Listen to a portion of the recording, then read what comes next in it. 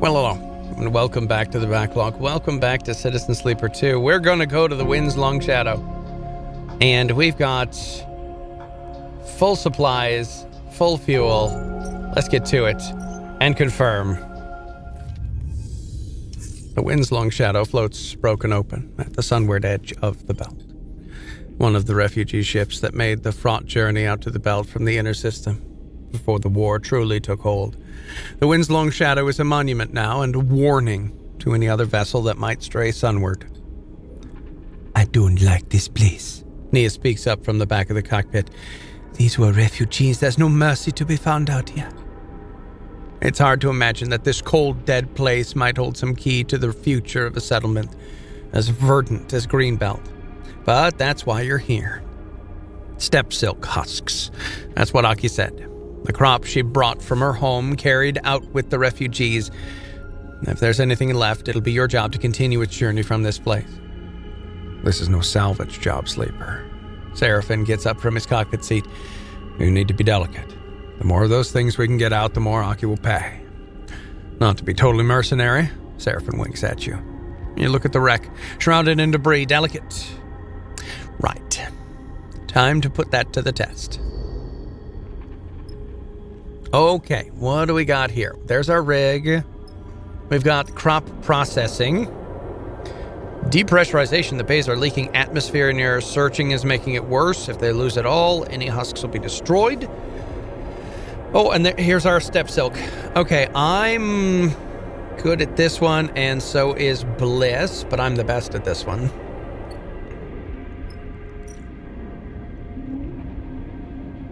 I'm pretty good at search for a husk, but so is Nia.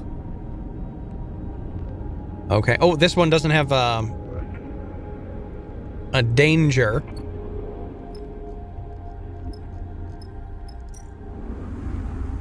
This one does. Oh, this one does. Oh, scary. Okay, let's start here then. Looks like everybody's ready to go here. So this one, this one looks like it's digging through the remnants of the old dust house as an act of hope. Can anything have survived this? So that got us 2. If I pop this down here, get a neutral. Oh no! Neutral's not great. Not awesome. Okay, 5. I can do a 5 too. Okay, we gotta get the plus. At least 1 plus. Okay, cool. Now we can risk it. I'll get another 5 here. Aha! We got it, and we didn't kill anybody. Oh, there it is. Haha. Steppe silk husk. Gotcha. Okay, now we've got some crummy dice and 1 good die. Let's go to the place that... Oh, this isn't super great. But here. You've got a 50-50 chance. Got 2 and a little bit of stress. Fine. Absolutely fine. Oh. You could get a 2, and that's it? Here, I'll get a 4.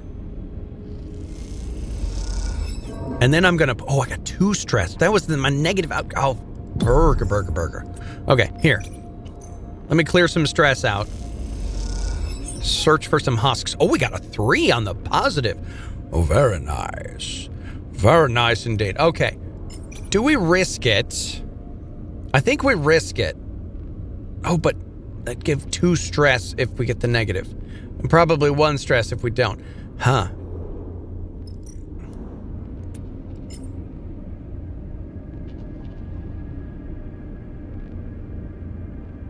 Yeah, let's risk it. There's no... We break something. Okay, good. A little bit of stress. Yeah, I mean, we might as well risk it here. We did get a little bit of stress, but we've almost finished. Nice. Okay, this is good. This is going super well, everyone. It's going super well. We can take our time, actually. We finished 1, almost finished the 2nd. Oh, and look at the dice we got this time. Super good. Oh, 2 6s. Shoot. Okay, well, we might as well come here then. With both of these 6s, that's fantastic. Yes. You're going to the other place, because these are garbage for this area. Okay. And then I guess we just keep going.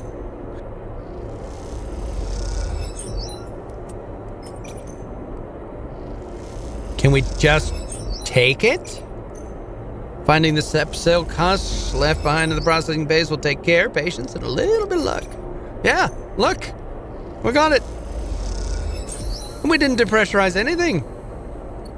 Husk number 2. All right, so we should be able to finish that this turn then, right? Because you get a +1, so that's a 5.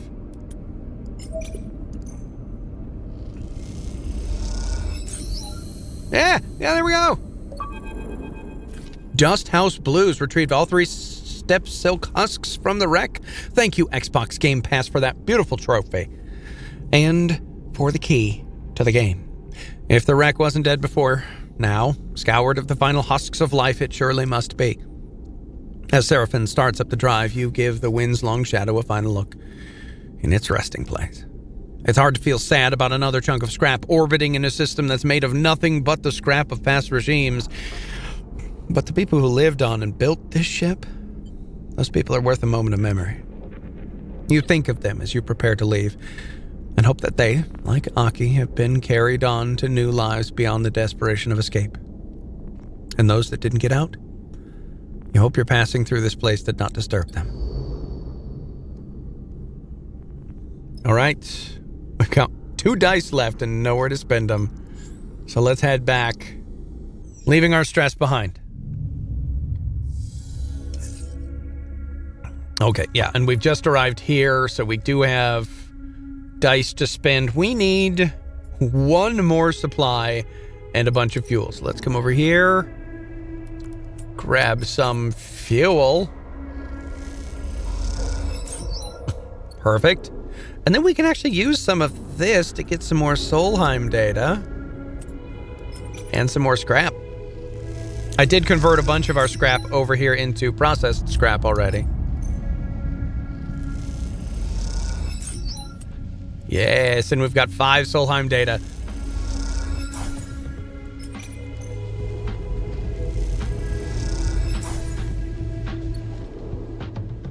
Okay, all right.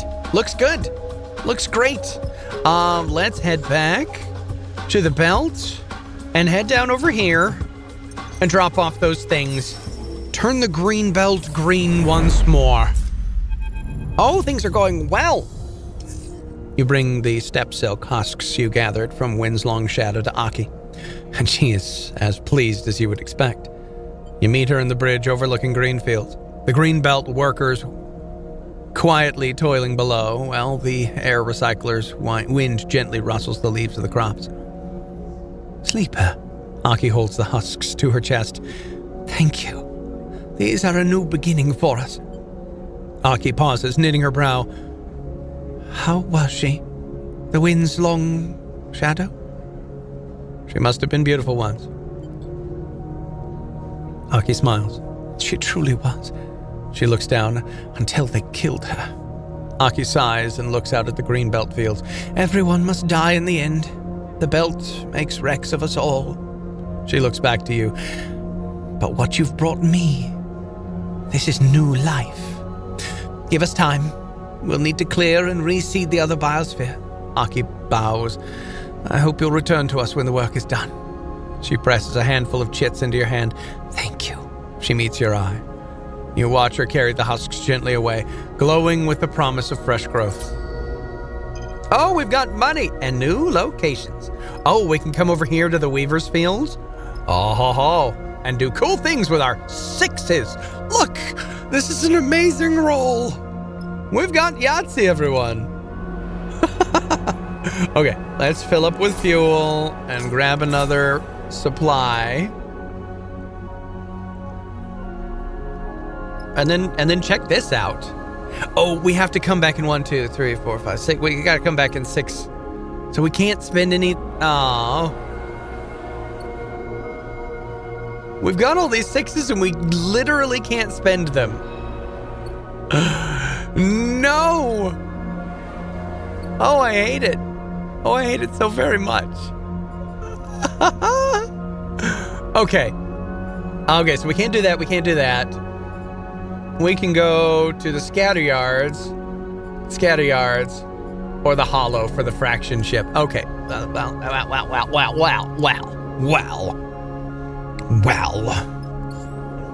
I guess we're going to the hollow. Because Utsubo territory. Spoof transponder required. Aha. Yeah, all right. Over here to the hollow, everyone. Let's go explore. And I can't believe we lost all those 6s. That stinks. Sleeper. Eugen takes you aside. I'm gonna head into the radius markets and find my contact. The one with the data on the Aphelion. You should come with. 2 sets of eyes are better than 1. He smiles. Who is this contact anyway? You know how it is. A man never reveals his contact. Eugen winks. He's just an old friend. One I've traded favors with a few times and who has good news for data trails. But trails run cold quickly, so we should get on this. Eugen grins and heads for the airlock. You watch him go, unsure what his swagger might hide, but you've come this far with him. Maybe it's time to see where it all leads. Welcome, everyone. Welcome to the hollow. And yeah, we lost all of our 6s and traded them for some 1s. The hollow's core, densely inhabited ruin, fast-paced trade stalls. We'll probably need that. Oh, Blarg, no. All right, let's watch the markets real quick. Ghosted contact? Eugen's signal chaser went dark. It'll take some time to work and find out why and where he's hiding. Okay. And did that unlock a new location? It did not. Great. Intercept signals or explore the access. The one thing we can't do. The hollow, with its brash scrap dealers, is intimidating to newcomers. But spend a little time here and you'll find your place. Okay, so this is what we're going to do then. Because we get pluses to this. Oh no, we are starving.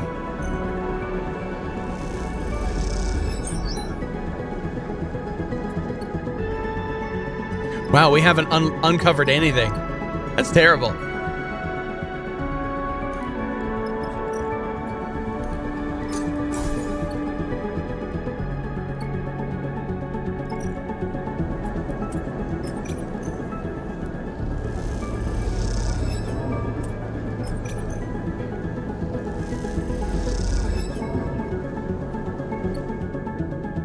Ah, absolutely worthless. I want my 6s back. Game.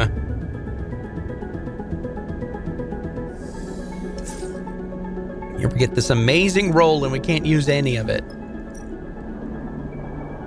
All right, let's do this. Let's see if this gets us like the normal, the bar. Yeah, there we go. The bar and the fuel refinery and supply station and various other things we can use our dice on. Okay.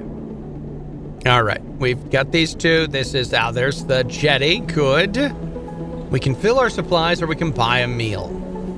Supplies cost 15, so it's the same coming and going.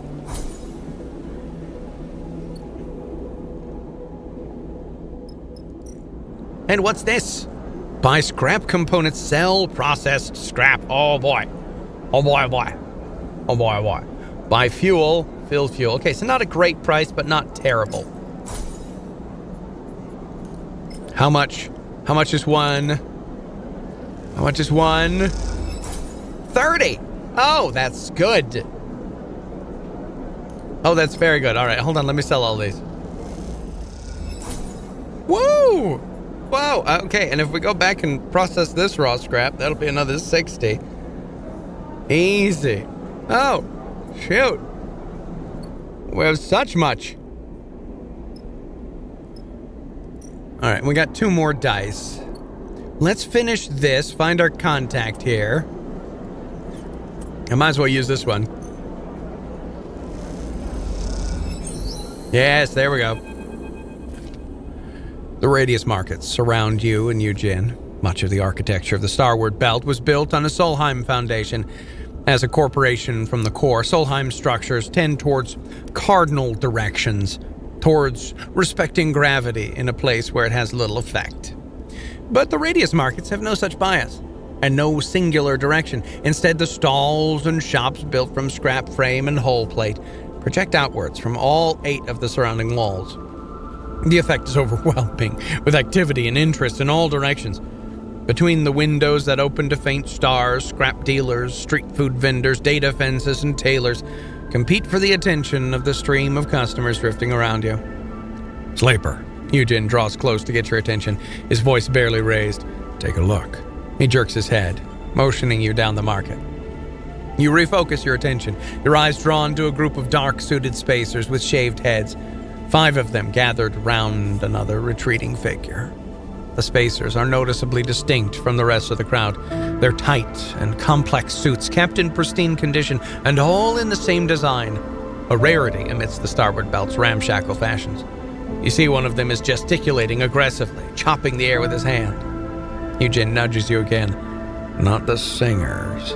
You glance at him, unsure of the term. The one they're threatening. Eugen starts to move forward, his eyes fixed on the group. That's my contact.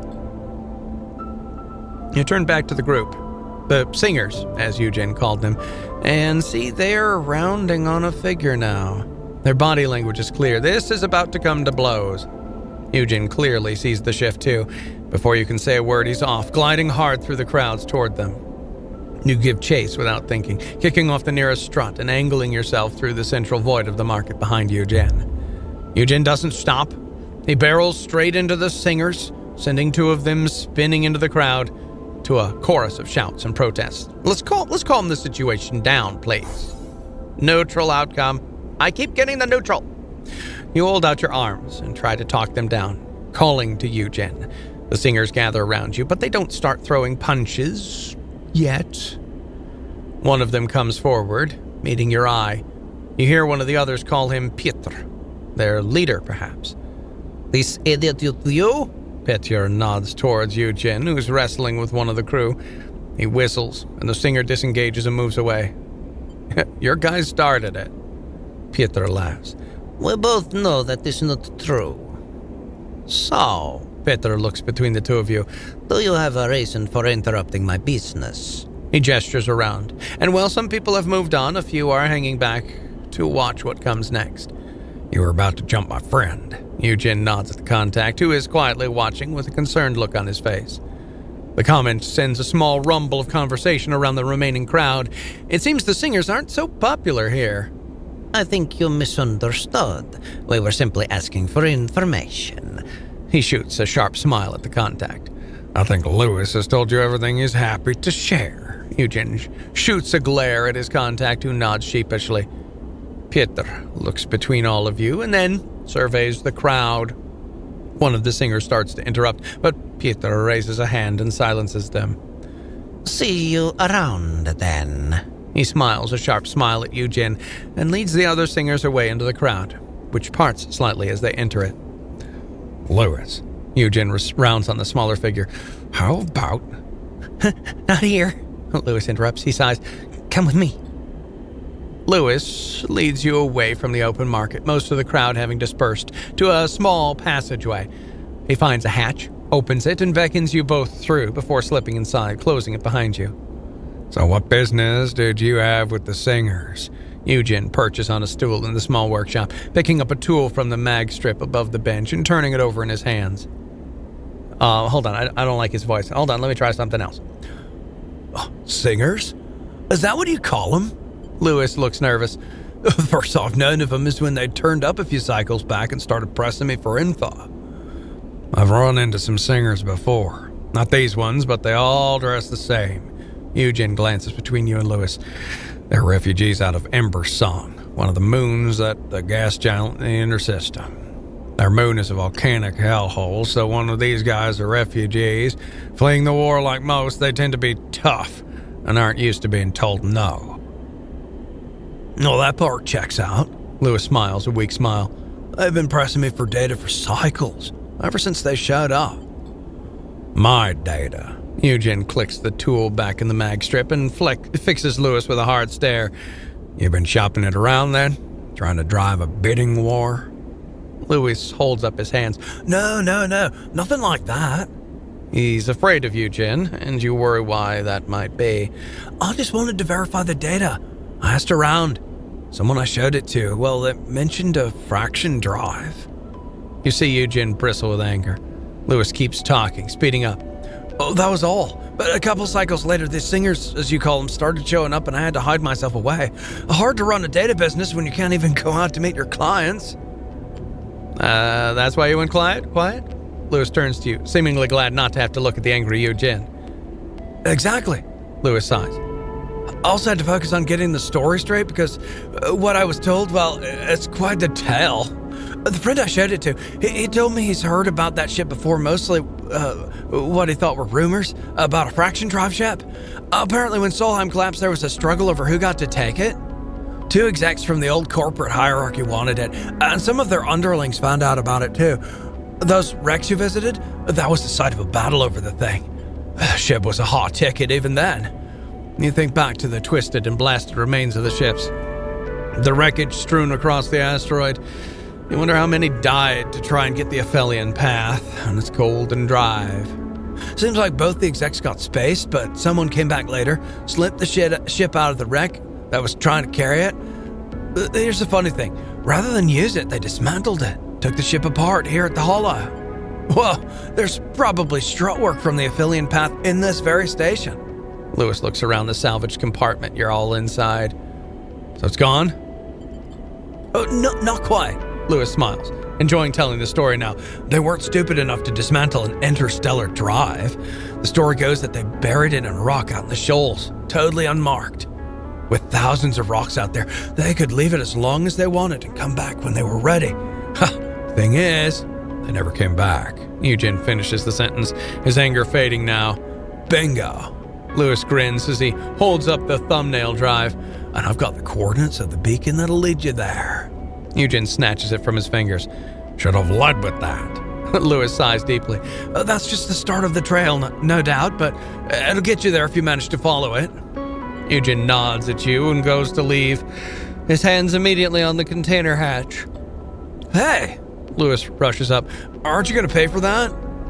Not after you leaked that the fraction drive exists to your friend, the singers, and anyone else who's looking. No. Eugen pulls the door open. Keep it quiet next time. Lewis turns to you. Come on, friend. The singers chased away my clients. He shows you his upturned palms. 50 cryo for the effort. Or just whatever you have. I'll take it. I'm desperate. Yeah, all right. You pass him a stack of chits, and he clasps your hand. I appreciate it. He looks over your shoulder to see if Eugen is still there. Hey, look. Be careful with that one, all right? He's not to be trusted. You turn, and Eugen is already gone. You follow him out of the container. Time to go find a fraction drive. Okay, new contract on the map. Let's go. All right, we do have a 3 left to spend. So let's plop this bad boy down right here and get 2. No, just 1. Oh, but we did get a new location, so that's nice. Oh, the Sunward Pole. Very good. Debris dealers. Yeah, they're the ones that buy the things and sell the what's it. And then this guy gets us... Oh, we can help with repairs. You've heard that a drifting Conway munition may have been responsible for the damage to the pole, but is that just a rumor? Okay, so we can uncover some rumors here. Very nice. Like it. I like it. But first and foremost, we've got this over here. We got full supplies, full fuel. We might as well head to the Aphelion beacon. Let's do it. We're coming up on the beacon side now. Seraphin brings the ship into place. Signal's pretty weak, though.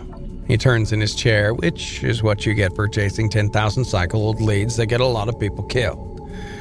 Since you explained the situation to Seraphim, he hasn't gotten any more enthusiastic about the job, especially as it's a job that comes from Yu-Jin. Seraphim shuts down the engine and turns to Yu-Jin. Time for you to go have a poke around in those rocks. He waves a hand at the scattering of asteroids. Enjoy. Yu-Jin barely seems to notice the sarcasm. A kind of fixed determination has come over him since you left the Hollow. It's not something you've seen before. Let's suit up and find the beacon. He pats you on the shoulder. Lewis said it's the first of a trail, so the faster we locate this one and get ourselves pointed to the next, the better. Enough messing around. He kicks off and glides out of the cockpit, heading straight for the airlock. If it's a signal we're tracing, then we should think about trying to triangulate it. Junie stares out of the cockpit at the sparse gray rocks. No point just wandering around and finding whatever else the beacon planter left for overly curious travelers. Nice to be on the trail of a piece of history, though. If the Aphelion path was real, well... Junie smiles.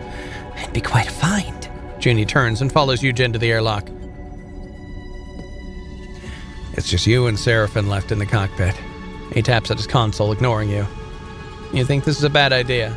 Seraphim turns. Me? He mockingly puts a finger on his own chest. Look. He gets serious for a second. People have been searching for this thing since the Solheim collapse. It's a lot of desire directed in one hidden drive. Objects like that tend to get people in trouble. Seraphim sighs, at least in my experience. So take it slow, and keep your eyes on Yu-Jin. Seraphim turns back to the console, busying himself with diagnostics.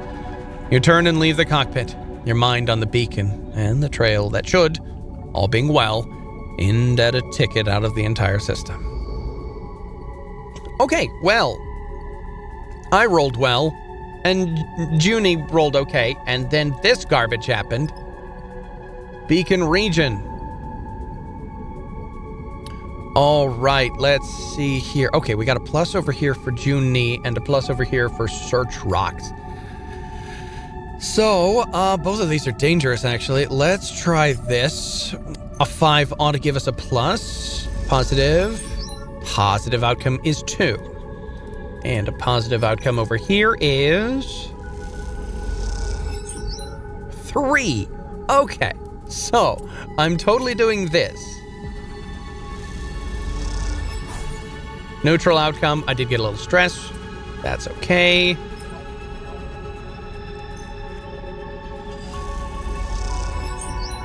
Okay, and then I think if we get a positive over here, I think we'll be good. No! Oh, terrible. Terrible turtle harm.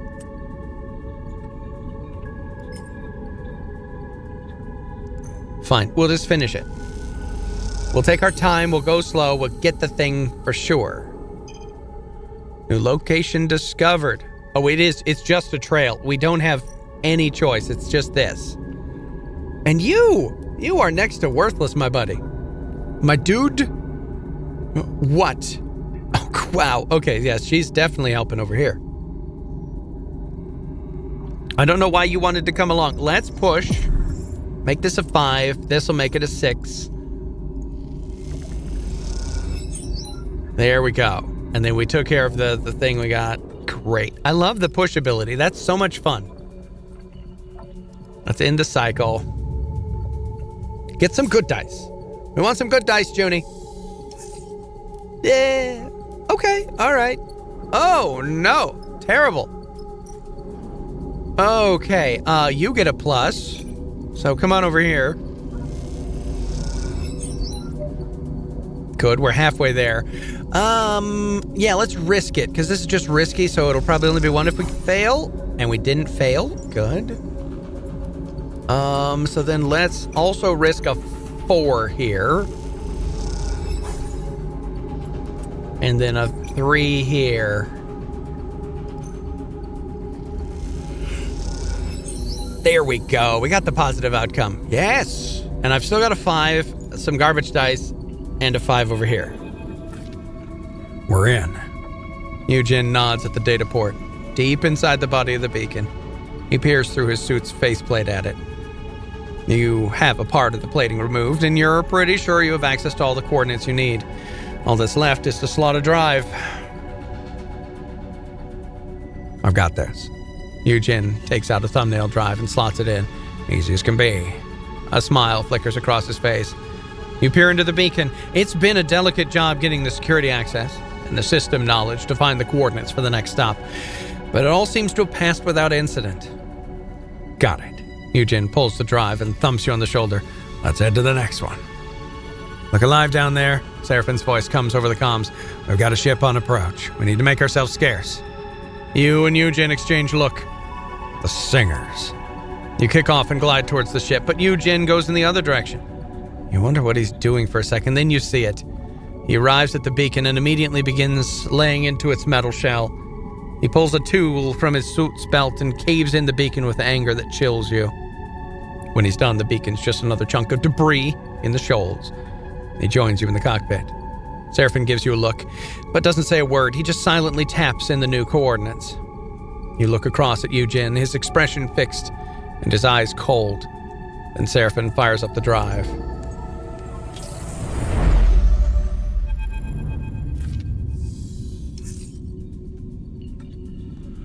A shrill bleep wakes you from your stargazing. What was that? Seraphin looks around the cockpit as warning lights and sirens sound all over the ship. The terminal screens flicker, some of them not coming back on. You hear a groan from somewhere deep in the ship. Some kind of a pulse. An energy weapon? Seraphin slaps the side of his flickering terminal until it stabilizes. On it, you see a red dot moving further away from the center of a circle. A ship is accelerating away. Seraphin taps at his console, bringing up the transponder information. He turns to Eugen with a hard stare. It's Vesna. Eugen shakes his head. Got it in one. Seraphin grits his teeth. The Limehound registered to the far spindle. He slams his fist on his keyboard. What'd she do? She knocked out our drive. Must have been waiting for us. Seraphin sighs. We need to get it activated as quickly as we can. Eugen's up from his seat, peering out of the window at the large rock floating just outside. The beacon has to be there. Vesna cracked it and then waited for us to catch up. She was trying to dissuade us. Well, she's done a pretty good job. Seraphin scrolls through the layers of drive diagnostics. Give up now? Eugen glances at you. We're so close. Eugen's right. Seraphin sniffs but says nothing. The Singers are out there too. If we're lucky, they'll cancel each other out. Eugen goes to leave the cockpit. We're to grip the beacon and fix the drive. No distractions. Eugen kicks off and glides out of the cockpit towards the airlock. I knew this was going to get complicated. Junie sighs, but we have to keep the find at the end of this trail in mind. To let it fall into incurious hands? She shakes her head. We need to be the ones to claim it. Look, Seraphin turns to his seat. We're in this now. No way back, only forward. But the moment this goes south, and it will, I'll pull you out. And we're leaving. Whether Eugen wants to back out or not. Seraphin meets your eyes. He's serious. We can handle it. I hope you're right, Sleeper. Seraphin turns back to his console. This, as far as he's concerned, is your problem to fix. Okay. Oh, disabled drive needs to get fixed. And the Aphelion beacon. Okay. Oh! Why are we even bringing you along, Eugen? With your terrible dice. What? Oh, but look at my dice. I can fix that, no problem. Final vector. Okay. Oh. Okay. Yeah, you're absolutely worthless. You're just the worst possible. So I'm going to stress you out because I don't know how long this is going to... Oh, we got a neutral. That was super lucky. Yeah. Okay, and then a for sure positive here. And then a risky positive. Oh, we got the neutral. Okay. All right, I'm going to fix the rig. No, I'm going to fix the rig. There it is. Bypass the system or forced startup. Both of it gives me a plus.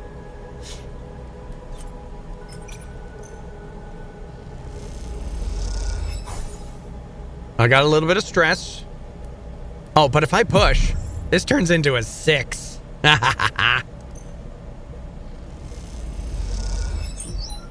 Boom.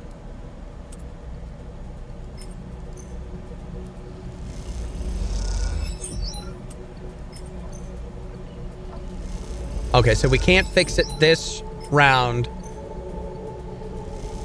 We'll have to fix it next round. Okay, good. We're close on both. In the cycle. Let's do this.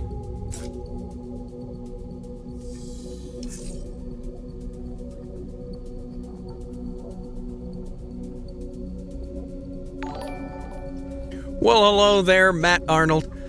Thank you for joining us. We finally got good dice from you, Jen. And that's good, because we got garbage from us. Let's fix this. Done. Okay, you. Good. Why did we even bring you along, my dude? Okay, and then I get a +1 over here. So might as well use a 4. There it is. All right. Seraphim punches the final set of coordinates into his console and runs a fresh set of diagnostics on the rig's drive. Everything comes up green. The atmosphere in the cockpit is tense. None of you know what you might find, what you might be flying into. Eugen's jaw is set, his eyes on the stars and scattered rocks, his goal in reach. It's not a goal to be underestimated. A fraction drive, one that can take any ship out of the system and beyond, one that can forge a path through the surrogate systems few can take.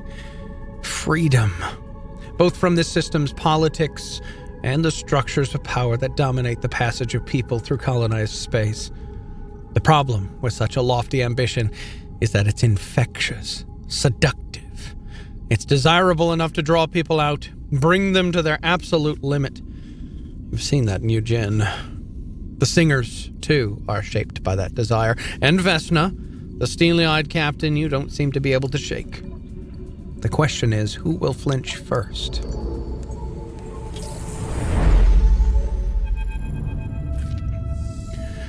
Here you are. Moored around a remote and airless rock. A scattering of debris, concealing an object of great value in a system spiraling into war. We're the last here. Seraphim shuts down the drive. But at least no one started shooting. Resna would only kill as a last resort. Eugen looks out at the rock. The singers, I'm less sure about. Reassuring. Seraphim deadpans. So what now? We walk in there and start digging? We talk it over with him. A fraction jive doesn't divide in 3, sleeper. You turn to face Eugen, but he's already gone. You get after him. Seraphim shakes his head. I'm going to keep the rig warm. I get the feeling we're going to be needing it. As you glide out of the cockpit, you hear the airlock cycling. Eugen's already out. You speed up, grabbing a suit and wrestling it on as you head for the airlock. The door hisses open to reveal a sparse landscape. The twisted parts of a facility or ship, corroded beyond recognition, jut up out of the dusty rock. Squinting into the faint and distant sun, you can make out 2 figures in suits, standing a far distance apart in the middle of the loose circle of debris. You glide down toward them, specks of loose gravel and decaying metal bouncing off your suit as you do. Now, a voice crackles through your comms as you approach. Broadcast over the open channel. None of us want to die out here. You see them now, the 2 figures. Vesna and the leader of the singers, Piotr, facing each other across the dusty plain. Vesna's arm jutting out from her body, her hand resting on an object at her hip. A weapon. Keep your distance, sleeper. Her eyes flick over you as you approach. This godforsaken rock is crowded enough as it is. We set foot here first. The claim is ours by anyone's judgment. Piotr speaks calmly and slowly, his arms at his hips and his palms upturned. And I suspect we are also the best equipped to find the fraction drive and put it to use. Anyone's judgment, Vesna scoffs. Who do you see out here to validate your claim? She gestures at the rock-strewn void with one hand, her other firmly on the grip of her handgun. The sleeper is our witness here. Pietro turns slowly to you. I'm sure they will verify our claim. I didn't see who was first. Vesna laughs. Well, at least someone here still has integrity. You look between the two of them, searching their faces for an intent, an opening, anything. Vesna's ocular implants give nothing away, but the visible tension in her gun arm suggests failing patience. Pietro, meanwhile, projects an atmosphere of considered calm, but there is violence behind that benign smile, and a crew of singers somewhere out there in the dark. Oh my! Oh, the big choices. Oh my. Yeesh.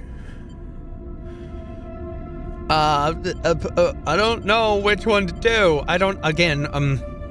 This is a choice without enough information. I mean, this is true using the Sealer Fate. I want all of these to be said all at once. I don't know how we can do that.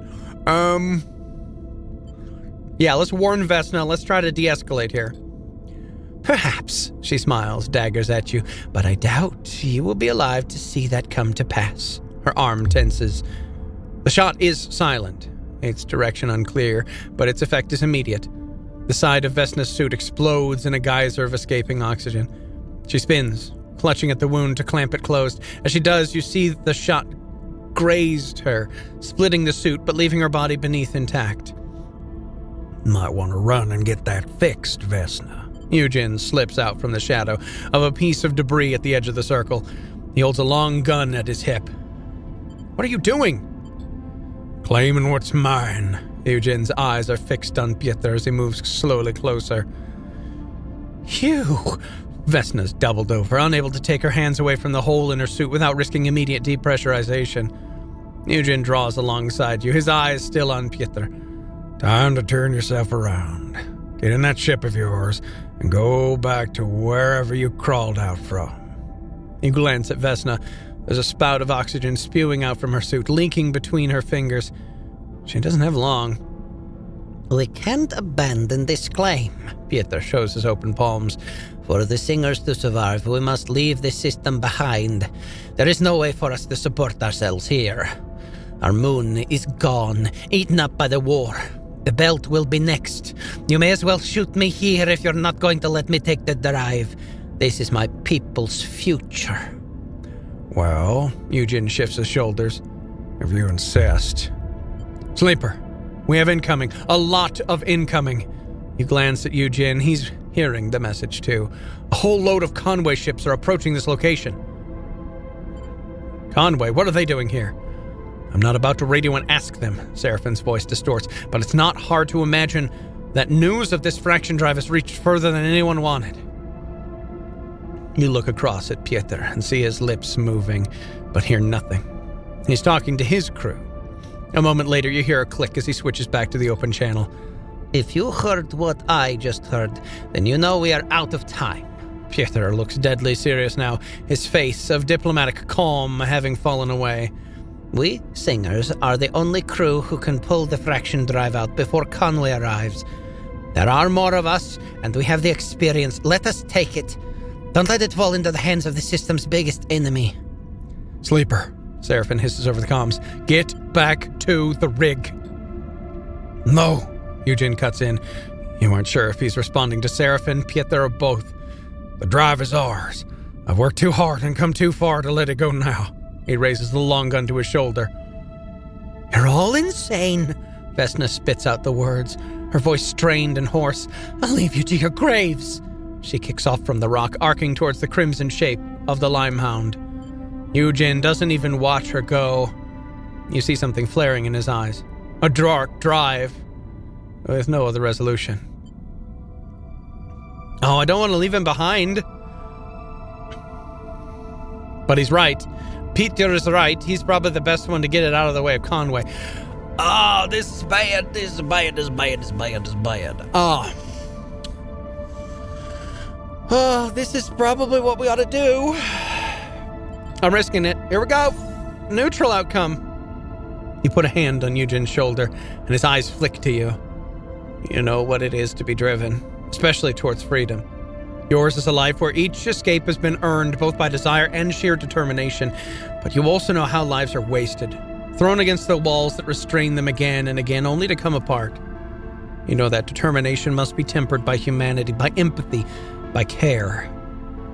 And in this moment, that is what passes between you and Yojin. Solidarity, empathy, and care. Eugen's resolve crumbles and he turns. You see Piotr watching carefully, his eyes flicking between the two of you. Then he sees Eugen drop his gun. He nods to you and retreats. There's work to be done.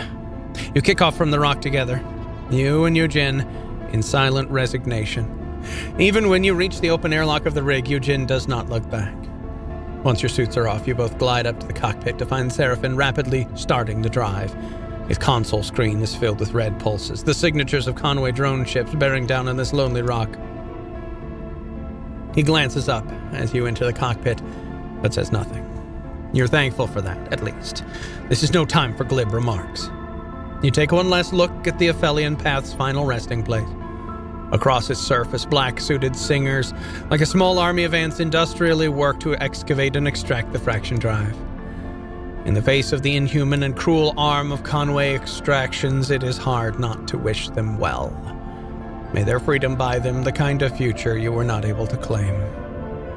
And then the drive kicks in and you leave the singers to their fate.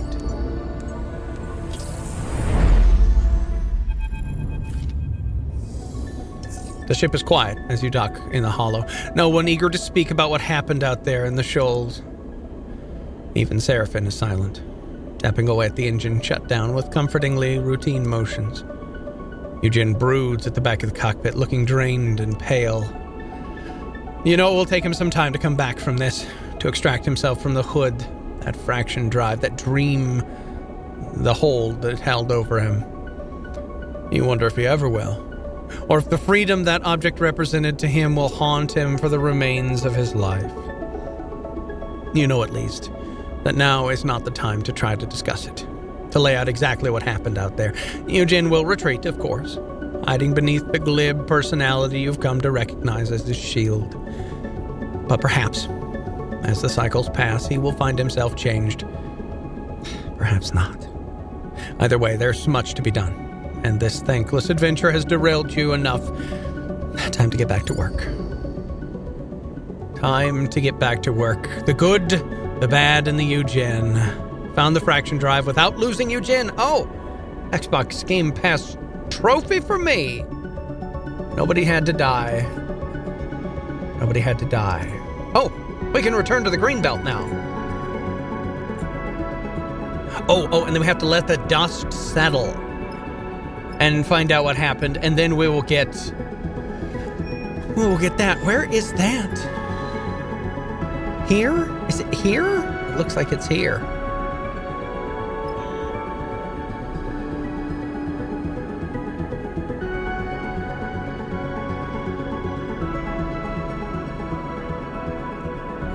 Yeah, it looks like we just gotta let the dust settle, and we will get this drive, this major drive finished, and we will have enough to get our machinist all the way up here to have a plus with everything, and just a little bit working towards this being finished. Oh, things are going well, and we will continue them next time when we return here on the BackLog. I'll play it again later.